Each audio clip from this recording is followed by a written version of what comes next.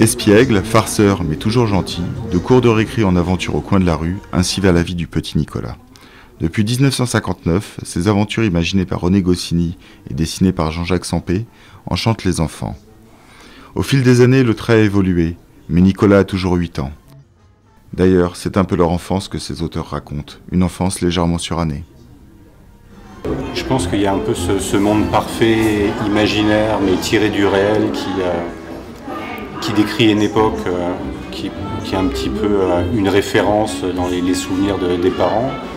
Et je pense qu'on en échange avec les enfants, cette enfance un peu dorée, rêvée, les premiers congés payés, choses comme ça, les enfants à la mer, dans les cours de récré. Ça fonctionne toujours parce qu'il y a toujours des références à aujourd'hui. Les cours de récré sont là, les plages sont là, tout est là.